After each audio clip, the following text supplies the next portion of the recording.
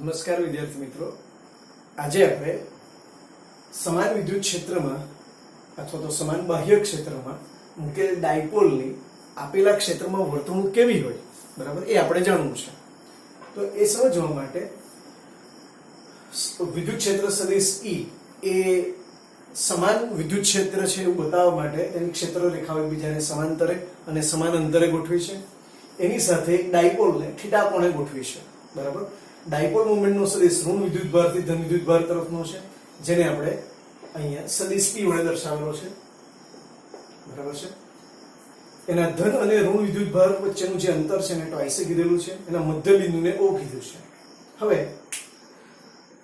એનો જે ધન વિદ્યુતભાર છે પ્લસ Q વિદ્યુતભાર પર લાગતું બળ જે છે એ સદિશ F is equal to plus Q સદિશ E, જ્યાં સદિશ E એ બિંદુ B પાસેનું વિદ્યુત ક્ષેત્ર છે. તે જ પ્રમાણે ઋણ વિદ્યુતભાર માઇનસ Q પર લાગતું બળ સદિશ F2 બરાબર માઇનસ Q સદિશ E થશે. બિંદુ B અને A પાસે વિદ્યુત ક્ષેત્રની તીવ્રતા સમાન છે, કારણ કે આપણે વિદ્યુત ક્ષેત્ર સમાન લીધેલું છે, રાઈટ. હવે જો હું એના મૂલ્યો જોઉં તો બંનેના મૂલ્યો કેવા છે, સરખા છે, પણ દિશા કેવી છે, પરસ્પર વિરુદ્ધ. એટલે કે ડાયપોલ પર લાગતું કુલ બળ પ્લસ Q માઇનસ Q બરાબર 0 થઈ જાય. એટલે હવે આપણે યાદ રાખવાનું કે ડાયપોલને જો આપણે આપેલા સમાન વિદ્યુત ક્ષેત્રમાં કોઈ પણ ખૂણે ગોઠવીએ છતાંય તેના પર લાગતું જે કુલ બળ છે એ હંમેશા શૂન્ય જ રહે છે. પણ હવે આ બે બળો બળ યુગ્મની રચના કરે છે. કારણ શું? તો બે બળો છે, સદિશ F1 અને સદિશ F2 એ સમાન મૂલ્યના છે, પરસ્પર વિરુદ્ધ છે અને એક રેખસ્થ નથી, કારણ કે આની કાર્યરેખામાં આવે છે, આની કાર્યરેખામાં જાય છે. એટલે બળ યુગ્મની રચના કરે, અને બળ યુગ્મની રચના એટલે ટોર્ક, બરાબર છે. તો અહીંયા ડાયપોલ પર લાગતા ટોર્કનું મૂલ્ય ટાઉ એટલે કે બેમાંથી કોઈ એક બળનું મૂલ્ય એટલે કે QE અને બે બળો વચ્ચેનું લંબ અંતર. તો બે બળો વચ્ચેનું લંબ અંતર છે AC એટલે ઇન્ટુ AC લખેલું. પણ આકૃતિ પરથી જો આ ખૂણો થીટા હોય તો આપણે આ ખૂણો પણ થીટા લઈ શકીએ, અને ખૂણાની સામેની બાજુ એ AC છે એટલે sin વિધેયનો ઉપયોગ કરવો પડે. એટલે કે sin થીટા એટલે sin થીટા બરાબર સામેની બાજુ ના છેદમાં કર્ણ, અને કર્ણની મૂલ્ય છે ટ્વાઇસ. એટલે એની જગ્યાએ આપણે લખી શકીએ AC ની જગ્યાએ લખી શકીએ ટ્વાઇસ A sin થીટા. એટલે આપણું ટોર્કનું મૂલ્ય થઈ ગયું. અને હજુ જુદી રીતે લખીએ, tau is equal to E into Q into twice A sin theta. આ રીતે લખી શકાય, બરાબર છે.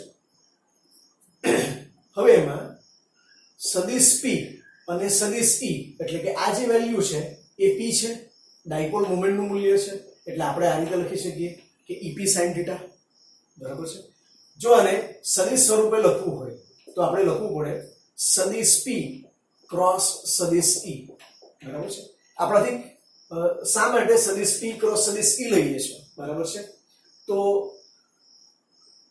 AB cos થીટા પ્રમાણે જો આપણે લઈએ તો ટોર્કનું જે સૂત્ર છે તે આવું કંઈક બનશે, સદિશ ટાઉ ઇઝ ઇક્વલ ટુ સદિશ P ક્રોસ સદિશ E, બરાબર છે. આ ટોર્કની દિશાની વાત કરીએ તો ડાયપોલ મોમેન્ટનો સદિશાંક છે, વિદ્યુત ક્ષેત્ર આ દિશામાં છે. તો આપણે જમણા હાથના સ્ક્રૂના નિયમ મુજબ જો જોઈએ તો એ ટોર્ક બોર્ડના સમતલને લંબરૂપે બહારની દિશામાં લાગતું હશે. આ ટોર્કને લીધે ડાયપોલ કેવી રીતે ફરશે, કેવી રીતે ચાકગતિ કરશે, તો એ વિષમઘડી દિશામાં ચાકગતિ કરશે, બરાબર છે. હવે આ જે ટોર્ક છે એના મૂલ્યો જુદી જુદી સ્થિતિમાં કેવા હોય એને સમજીએ. તો ધારો કે થીટા બરાબર 0 ડિગ્રી લઈએ તો આ સૂત્ર પ્રમાણે અથવા તો આ સૂત્ર પ્રમાણે ટાઉ ઇઝ ઇક્વલ ટુ 0 થઈ જશે. એટલે કે જ્યારે ડાયપોલ ક્ષેત્રને સમાંતર હોય ત્યારે તેના પર લાગતું ટોર્ક શું હશે, શૂન્ય હશે. બીજું લીધું કે theta is equal to 90 degree. Theta 90 degree એટલે આ જે ડાયપોલ છે ક્ષેત્રને લંબ છે, તો તેવા કિસ્સામાં sin 90 is 1, so tau is equal to PE, જે ટોર્કનું મહત્તમ મૂલ્ય છે એમ સૂચવે છે. અને ત્રીજો કેસ લઈએ કે જો થીટા બરાબર 180 ડિગ્રી લઈએ તો sin 180 ડિગ્રી અગેન શું થશે, 0, એટલે કે tau is equal to 0, બરાબર છે. હવે આપણે યાદ શું રાખશું આના પરથી, તો જ્યારે કોઈ ડાયપોલને સમાન વિદ્યુત ક્ષેત્રમાં મૂકવામાં આવે ત્યારે તેના પર લાગતું કુલ બળ એ શૂન્ય થશે, પણ તેના પર લાગતું ટોર્ક એ અશૂન્ય હોય છે એક ચોક્કસ સ્થિતિમાં, જેવું કે θ બરાબર 0 અને θ બરાબર 180 ડિગ્રીની સ્થિતિમાં જ એના પર લાગતું ટોર્ક શું થાય છે? શૂન્ય થાય છે. એટલે ડાયપોલને હું કોઈ પણ ખૂણે ગોઠવું તો તેના પર લાગતું જે બળ છે એ હંમેશા શૂન્ય થાય છે, પણ ટોર્ક દરેક ખૂણા માટે શૂન્ય થાય તે જરૂરી નથી. કોઈ ચોક્કસ ખૂણાઓ માટે તે શૂન્ય થાય છે. આગળ જોઈએ. હવે જો આ ડાયપોલને હું એક અસમાન વિદ્યુત ક્ષેત્રમાં મૂકું તો તેની વર્તણૂક કેવી હોય તે હવે સમજીએ.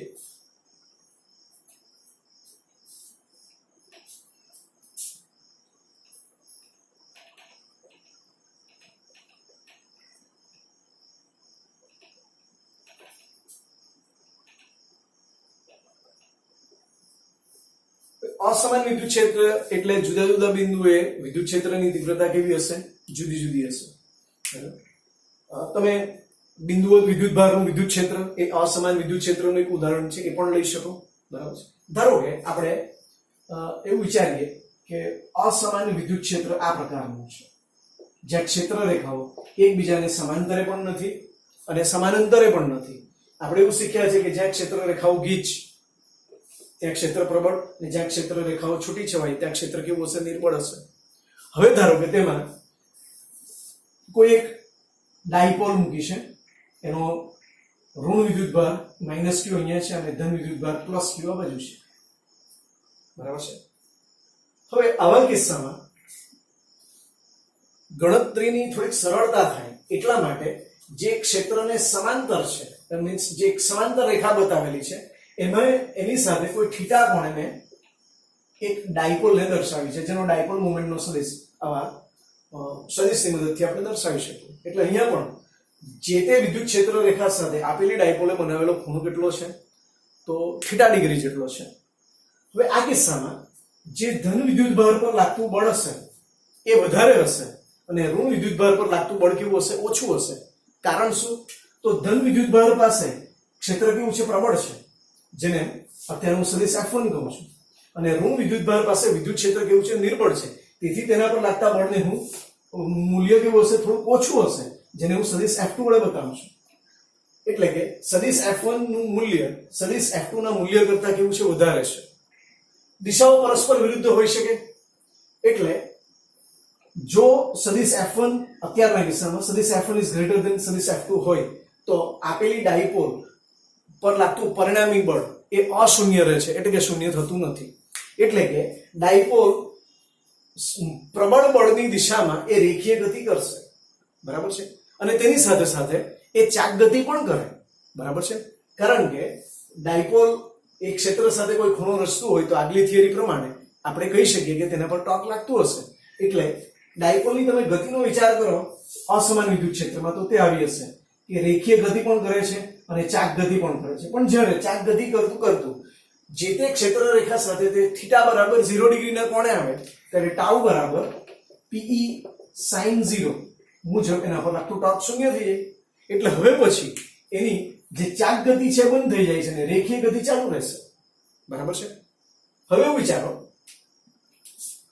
કે વિદ્યુત ક્ષેત્ર અસમાન વિદ્યુત ક્ષેત્ર એ આ એરો માર્ગની દિશાનું છે. બરાબર છે. અને ડાયપોલ એ પણ તે જ દિશામાં મૂકેલી છે, સદિશ P. બરાબર છે. તો એના પર લાગતું પરિણામી બળ કઈ દિશામાં આવે? તો બહુ ક્લિયર છે કે ક્ષેત્ર કઈ દિશામાં પ્રબળતા ધરાવે છે એ આપણને ખબર હોવી જોઈએ. તો ડાબેથી જમણે જતા ધારો કે વિદ્યુત ક્ષેત્ર પ્રબળ થાય છે. બરાબર છે. એટલે કે ડાયપોલનો આ છેડો એ વધારે પ્રબળ ક્ષેત્રમાં અને આ છેડો નિર્બળ ક્ષેત્રમાં છે. તો એના પર એના ધન વિદ્યુતભાર +q પર લાગતું બળ સદિશ F1 એ મોટું હશે અને સદિશ F2 ઋણ વિદ્યુતભાર પર લાગતું બળ કેવું હશે? નાનું હશે. એટલે પરિણામી બળ એ વિદ્યુત ક્ષેત્ર જે દિશામાં પ્રબળ છે તે દિશામાં તેને લાગતું હશે. બરાબર છે. બીજું, ધારો કે એવું વિચારીએ કે વિદ્યુત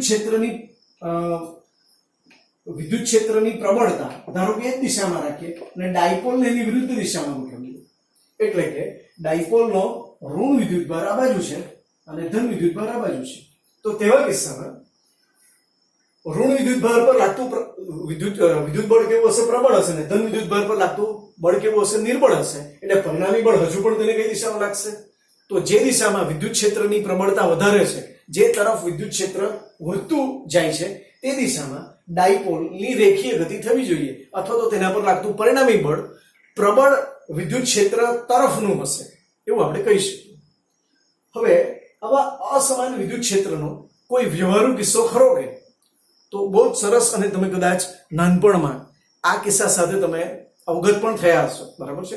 એને જરાક અહીંયા જોઈએ.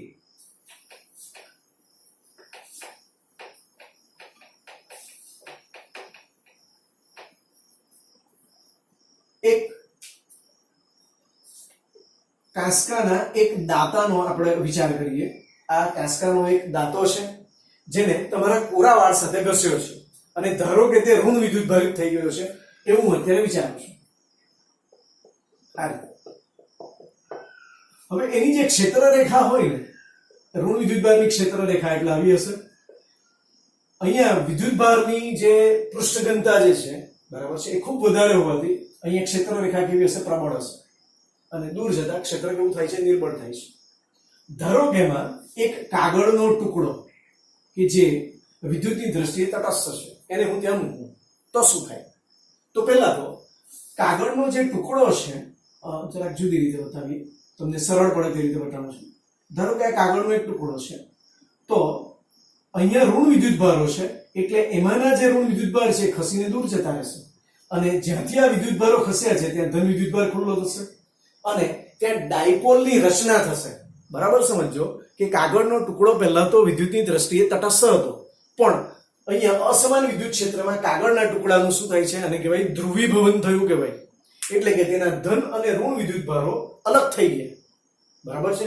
એટલે કે ડાયપોલની રચના થઈ. હવે આપણે અત્યારે જ શીખી ગયા કે ડાયપોલ કઈ દિશામાં ગતિ કરે? તો પ્રબળ ક્ષેત્ર તરફ ગતિ કરે. એટલે કે હવે આ ડાયપોલ એટલે કે કાગળનો ટુકડો એ પ્રબળ ક્ષેત્ર એટલે કે નીચે તરફ એ ગતિ કરશે. એટલે આપણે નાનપણમાં જોયું હશે કે નાના નાના કાગળના ટુકડા કરીએ અને એને કોરા વાળ સાથે ઘસેલા કાંસકાની નજીક લાવીએ તો એ તેના તરફ આકર્ષાય છે, બરાબર છે? તે એક અસમાન વિદ્યુત ક્ષેત્રમાં ડાયપોલની વર્તણૂકનું એક ઉદાહરણ છે. તો એ બરાબર સમજો કે અસમાન વિદ્યુત ક્ષેત્રમાં ડાયપોલ પર લાગતું પરિણામી વિદ્યુત બળ છે એ કેવું હોય છે? અશૂન્ય હોય છે, બરાબર છે? અને તેના પર લાગતું જે ટોર્ક છે એ ચોક્કસ ખૂણાઓ માટે શૂન્ય હોય છે. બાકી બીજા કોઈ ખૂણાઓ માટે તે શૂન્ય થતું નથી. જેવું કે θ બરાબર 0 માટે તે 0 થશે, 180 ડિગ્રી માટે 0 થશે, પણ બાકીના ખૂણાઓ માટે તેનું મૂલ્ય આપણને કંઈક ને કંઈક મળશે.